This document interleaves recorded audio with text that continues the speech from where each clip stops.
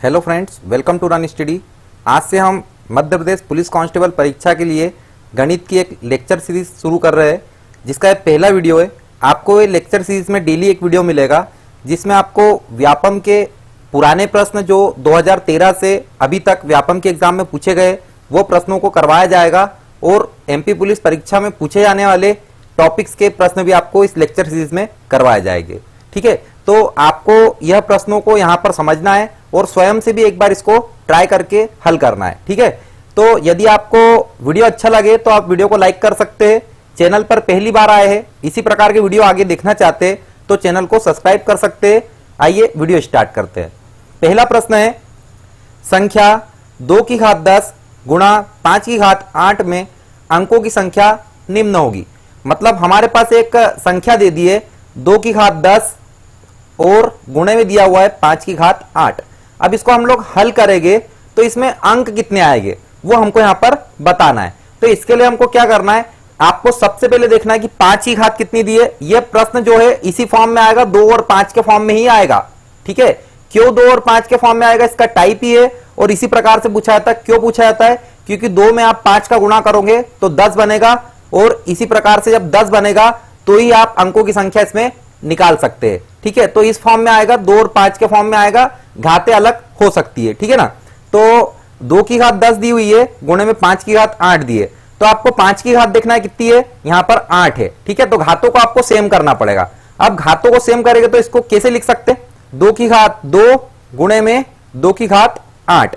ठीक है, और 2 की घात 5 वैसा की वैसा पहले जैसा था वैसे हमने यहां पर रहने दिया। अब देखो, हमने एक छोटी सी चीज पढ़ी है, यदि आपने नहीं भी पढ़ी हो तो यहां पर देख लेना, जब भी आधार समान होता है, ठीक है, जब भी आधार समान होता है, जैसे यहां पर ए आधार है और घाते अलग अलग है। ठीक है, घाते क्या है, अलग अलग है, और गुणा में चीज है, तो घाते क्या होती है, जुड़ जाती है, m प्लस n हो जाएगा। ध्यान देना, ये आपको पता होना चाहिए, क्योंकि आपको ये पता है तो एमपी पुलिस में घातों से रिलेटेड एक प्रश्न पूछा जाता है। आधार समान मतलब यहां भी है और यहां भी है, और गुणा में है और घाते अलग अलग है। जब आधार समान है और गुणा में है तो घाते जुड़ जाएगी। एक और चीज बता देता हूं, आधार समान है लेकिन बीच में भाग का निशान है और घाते अलग अलग है। ठीक है, बीच में भाग का निशान है, भाग का चिन्ह है, तो यहां पर घाते क्या होगी, घट जाएगी, तो a की पावर m माइनस n हो जाएगा। ठीक है, आधार समान है, घाते अलग अलग है, बीच में भाग का चिन्ह है तो घाते घट जाएगी, गुणा का चिन्ह है तो घाते जुड़ जाएगी। ये आपको ध्यान रखना है। ठीक, यहां पर एक चीज मैंने आपको समझाने के लिए बताई है, इसको बताने का कोई अर्थ नहीं है। ये क्वेश्चन ज्यादा से ज्यादा ये 25 सेकंड में हल हो जाना चाहिए आपसे। आप पेन उठा के करते हो तो भी 25 सेकंड में आपसे हल होना चाहिए। मैं यहां पर आपको समझा रहा हूं, इसलिए मेरे को थोड़ा सा टाइम लगेगा, क्योंकि जो सबसे नया बच्चा है जिसने अभी तक इसको नहीं देखा है उसको भी हमको समझाना पड़ेगा, और जिसको आता है वो आसानी से इसको समझ सकता है। ठीक है, तो आगे बढ़ते हैं।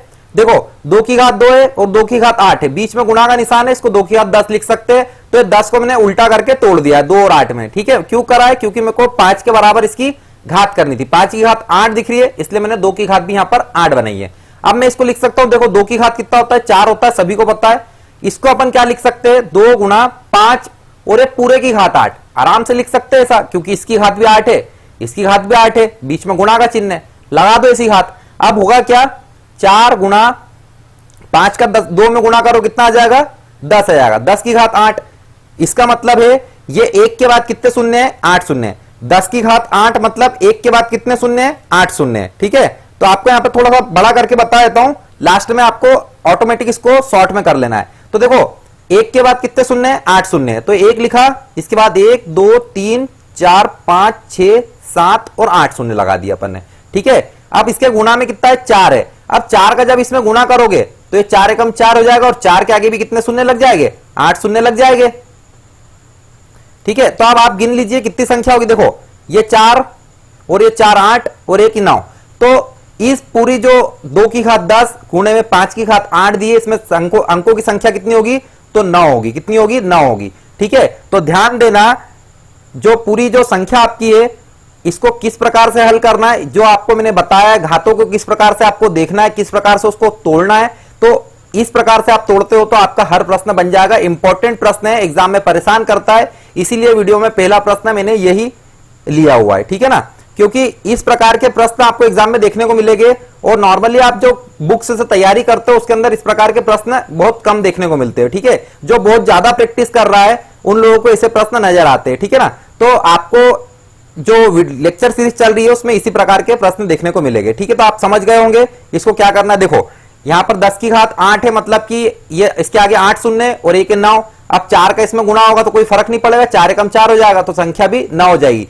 या तो आप ये बड़े टाइप में कर सकते हैं या आप डायरेक्ट यहां से कर सकते हैं। ठीक है, आपको समझ में आया है? नहीं समझ में आया तो इसको एक बार रिपीट कर लो, देख लो पीछे जाकर। ठीक है, आपको समझ में आ जाएगा। अगले प्रश्न की ओर बढ़ते हैं। अगला प्रश्न है 40 रुपए प्रति किलो चाय बेचने पर 10% का नुकसान हुआ है। बेची हुई चाय की राशि की गणना करें यदि कुल नुकसान 80 रुपए का है। देखो इसको क्वेश्चन बड़ा सरल है, इसको डिकोड कैसे करना है, इसको हमको समझना कैसे, इसको तोड़ना कैसे, मैं बताता हूं आपको। एक चाय है, चाय मतलब चाय पत्ती है। ठीक है, तो चाय को 40 रुपए प्रति किलो में हमने बेचा है। कितने में बेचा है?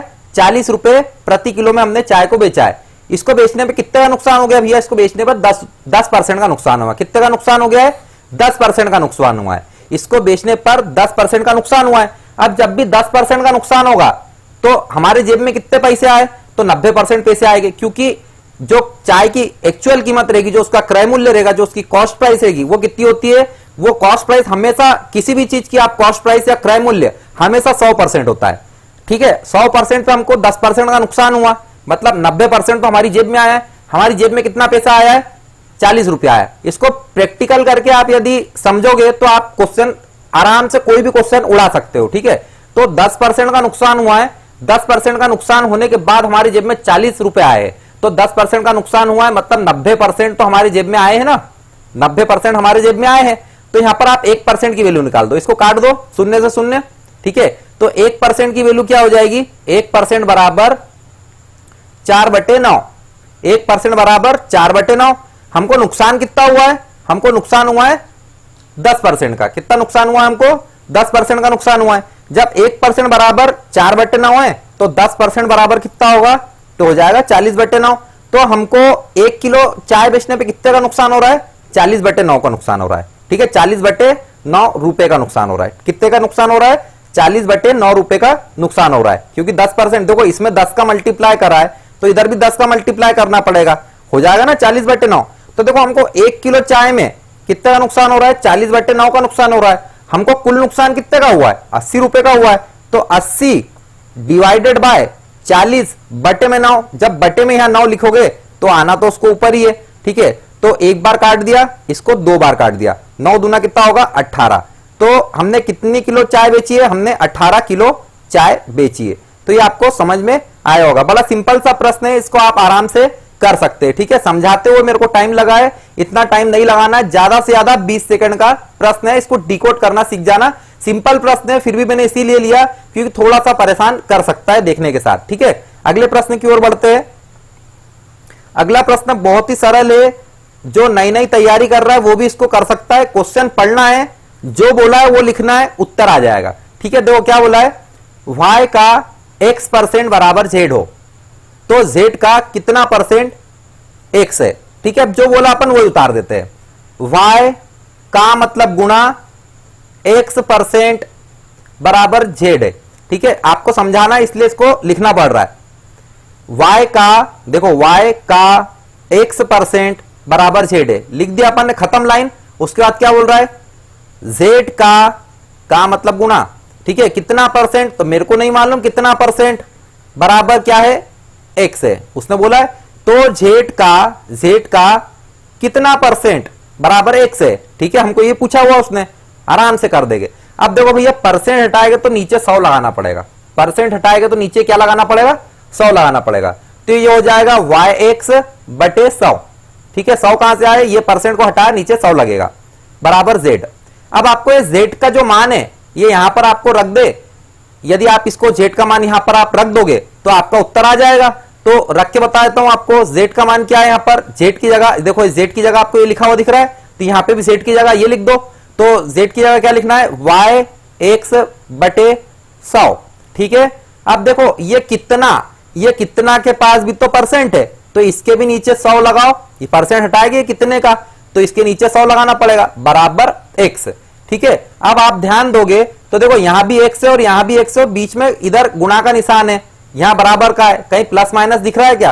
कोई दिक्कत नहीं आना चाहिए काटने में, ये रखते से इसको उड़ाया। ठीक है, अब आपको ध्यान देना, अपने को कितना की वैल्यू निकालना है, किसकी वैल्यू निकालना है हमको, किसका मान निकालना है, कितना का मान निकालना है। तो ये कितना बराबर 100 और गुणा 100, तो 100 का स्क्वायर लिख दूं उसको मैं, ये लिख दिया 100 का स्क्वायर। देखो यहां y बचा हुआ है, यहां पर गुणे में नीचे लेकर आएंगे तो ये क्या में जाएगा, भाग में जाएगा।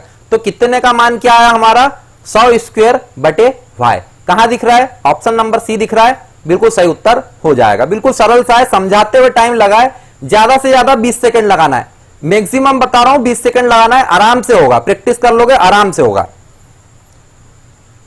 ठीक है, अब अगला प्रश्न देखो, घातों से रिलेटेड फिर आया है। इस प्रकार से घातों से रिलेटेड प्रश्न एमपी पुलिस परीक्षा में पूछे जाते हैं। ठीक है, पेपर उतना टफ नहीं होता है एमपी पुलिस का, आप आराम से 90 नंबर ला सकते हो। ठीक है, 90 नहीं तो आप 85 तो आराम से ला सकते हो, 85 नंबर इसमें आराम से ला सकते हो।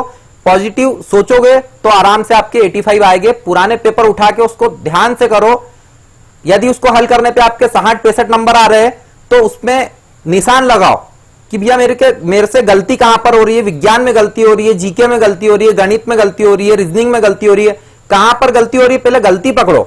ऐसा नहीं है कि बार बार अपने को पेपर ही लगाना है, सबसे पहले गलती पकड़ो, गलती को फोकस करो, उसको सॉर्ट करो, वहां से आपका बेस और मजबूत होगा, आपके आराम से नंबर बढ़ेंगे। ठीक है ना, तो क्वेश्चन अगला देखते हैं, यदि 2 की घात m प्लस 2n गुणा 2 की घात n भाग में 2 की घात m माइनस n बराबर 16 हो तो n का मान क्या होगा। इस प्रकार के प्रश्न एग्जाम में पूछे जाते हैं मध्य प्रदेश पुलिस परीक्षा में, तो आपको ध्यान रखना है, कोई भी सेट उठा के देखो, आपको इसमें एक आध प्रश्न देखने को मिल ही जाएगा। ठीक है, कोई सा सेट होगा जिसमें आपको इसमें का प्रश्न नहीं मिलेगा, लेकिन मैक्सिमम जो सेट है उसमें आपको इस प्रकार के प्रश्न देखने को मिल जाएंगे।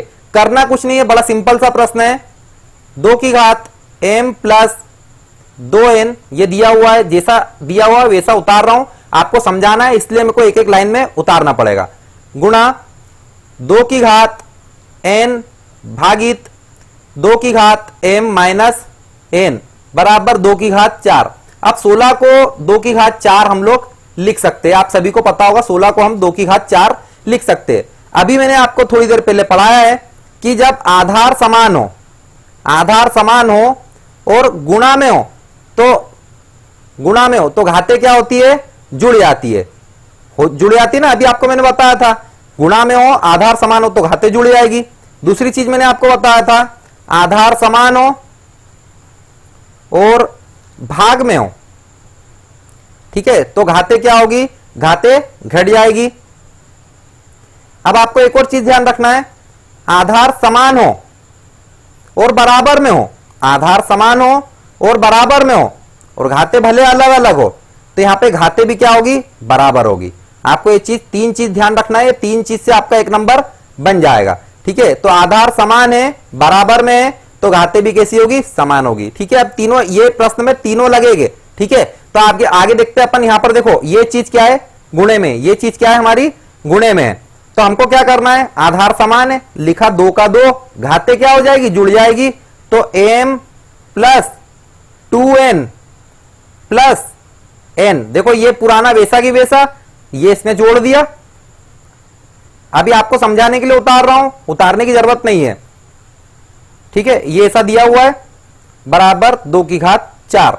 ठीक है, अब क्या करना, अब देखो भाग में आ गया, अब किस में आ गया, ये भाग में आ गया है, आ गया ना भाग में, तो भाग में आ गया तो अब क्या होगा, घाते घट जाएगी।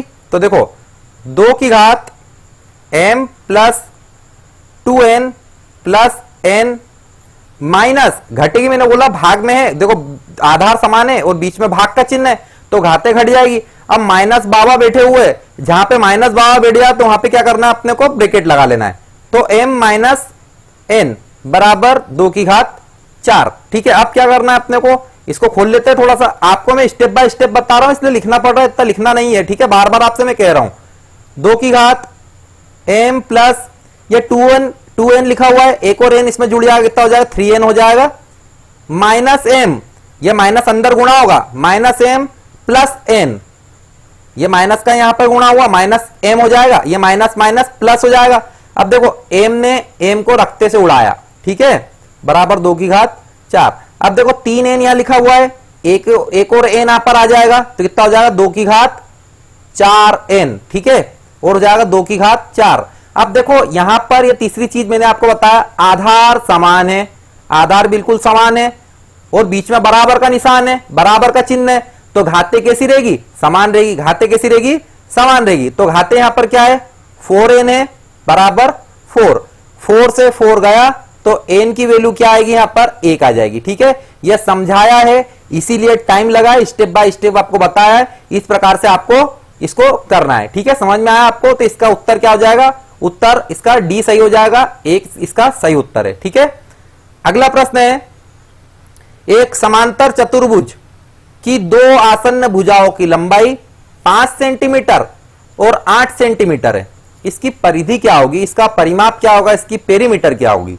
ठीक है, एक समानांतर चतुर्भुज बोल रहा है, इसकी 2 आसन्न भुजाओं की लंबाई 5 सेंटीमीटर है, 8 सेंटीमीटर है। बिना देखे आपको इसका उत्तर लगाना है 26।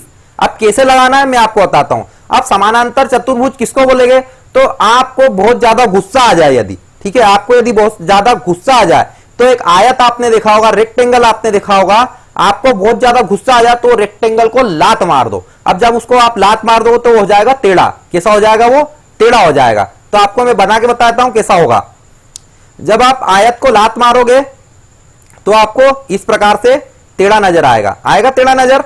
ठीक है, तो इसको हम बोल देते हैं, आयत को लात मारने के बाद जो बनता है उसको हम लोग बोल देते हैं समानांतर चतुर्भुज। ठीक है, इसकी आमने सामने की भुजाएं कैसी होती है, समान होती है। ठीक है ना, तो एक भुजा इसकी 5 है तो ये वाली भुजा भी 5 होगी, क्योंकि आयत ही है वो एक प्रकार से, बस गुस्से में उसको लात मार दी है। ठीक है, इसकी एक भुजा 8 की है तो उसके सामने वाली भुजा भी 8 की हो जाएगी। अब परिधि क्या होती है, सिंपल से, यदि आप पुलिस की परीक्षा की तैयारी कर रहे हो तो आपको परिधि तो पता ही होना चाहिए, क्योंकि उसमें होगी दौड़, और दौड़ में क्या होता है, ग्राउंड का आपको फेरा लगाना है, एक चक्कर लगाना है। तो कोई सी भी आकृति ले लो, कोई सी भी दुनिया की आकृति ले लो, उसकी परिधि निकालना है तो उसका एक चक्कर लगाना है आपको, सीधी सी बात है। जैसे गणेश जी ने अपने माता पिता की चक्कर लगा दिए तो उनकी परिधि लगा दी। ठीक है, आपने सुना होगा कहीं ना कहीं कि गणेश जी ने अपने माता पिता की चक्कर लगा दिए थे, उनको बोला था कि आप जो भी ब्रह्मांड के चक्कर लगाने का बोला था, जो दोनों भाइयों में से पहले आता वो सब बोला था, आपने सुना होगा कहीं ना कहीं। तो परिधि क्या होती है, कहने का तात्पर्य है कि परिधि मतलब किसी भी आकृति के एक चक्कर लगा दो, जो आकृति की हमको परिधि निकालना है, परिमाप निकालना है, परिमिति निकालना है, तो उस आकृति का एक चक्कर लगा दो। तो देखो ये आकृति का एक चक्कर लगा दो, सीधी, कोई काय का फार्मूला, कोई फार्मूला नहीं, इसका एक चक्कर लगा दो। ठीक है, तो देखो 8 गया, 5 गया 13, फिर 13 से यहां गया मैं 8 21, 21 और 5 26, ये उत्तर आ गया डायरेक्ट 26। ठीक है, फार्मूला लिखना है तो फार्मूला लिखवा देता हूं। परिमाप का फार्मूला होगा, आयत के परिमाप का फार्मूला होगा 2a + b, वही बात है। देखो a का मान 8 रख दो, b का मान कितना रख दो 5, 8 और 5 13, 13 दूनी 26, वैसे भी आ जाएगा, लेकिन फार्मूले की जरूरत ही नहीं है। ठीक है, जहां जरूरत होगी वहां पर याद कर लेंगे, याद भी नहीं करना, फार्मूला बनाना सीखना है। यदि बनाना सीख गए तो कभी भी उसको यदि एग्जाम में स्लिप होता है तो आप वहां पे बना सकते हो, आपका नंबर गलत नहीं होगा। एमपी पुलिस में 2 घंटे इसीलिए देते हैं क्योंकि इसको आराम से इंसान कर सके। ठीक है, जो कैंडिडेट है इसको आराम से कर सके। ठीक है ना, आराम से पेपर आपका 1.5 घंटे में खत्म हो जाना चाहिए। ठीक है, क्योंकि रेलवे 100 प्रश्न के 1.5 घंटा देता है, तो आपको भी टारगेट 1.5 घंटा लेके चलना है। 1.5 घंटे से भी कम में आपका होना चाहिए, पेपर आराम से बनेगा। ठीक है, आधा घंटा इसीलिए देता है क्योंकि जो भारी प्रश्न है 1 2 3 4, ठीक है, तो उसको हल करने के लिए उसको पूरा दिमाग लगा दो वहीं की वहीं, पूरा जीवन में वहीं दिमाग लगा दो, उसके बाद मत करो पढ़ाई, कोई दिक्कत नहीं है। ठीक है, अगले प्रश्न की ओर बढ़ते हैं। अगला प्रश्न है, एक वृत्त की त्रिज्या 6 सेंटीमीटर है, वृत्त मतलब सर्कल, उसकी हमको रेडियस मतलब त्रिज्या दी हुई है 6 सेंटीमीटर। वृत्त के केंद्र से 8 सेंटीमीटर वाली जीवा की लंबवत दूरी क्या होगी। अब भाई बड़ा भयानक क्वेश्चन है, भयानक कुछ नहीं है, बिल्कुल बेसिक लेवल का प्रश्न है, एग्जाम में पूछा जाता है, एमपी पुलिस की एग्जाम में पूछा गया प्रश्न है। तो देखो हमको जैसा बोला हम वैसा बना लेते हैं। सबसे पहले उसने हमको क्या बोला है कि भाई एक वृत्त है, क्या एक वृत्त है, तो लियो वृत्त बना लिया। वृत्त में क्या है, एक जीवा है, वृत्त में क्या है, एक जीवा है, जीवा बना लेते हैं वृत्त की एक, भाई ये जीवा बना ली। ठीक है, ये जीवा बना ली, और ये जीवा की लंबाई कितनी दी उसने हमको, जीवा की लंबाई दी है 8 सेंटीमीटर, कितनी दी है 8 सेंटीमीटर जीवा की लंबाई दी है। ठीक है, और केंद्र से जीवा की लंबवत दूरी क्या होगी, तो ये वृत्त का केंद्र ले लो, ठीक है, वृत्त का मैं केंद्र बना लूं यहां पर, तो वृत्त का केंद्र मैं यहां पर ड्रॉ कर लेता हूं। थोड़ा सा आड़ा हो गया है, अपनी जगह से भटक गया था। ये केंद्र बना लिया वृत्त का, ठीक है।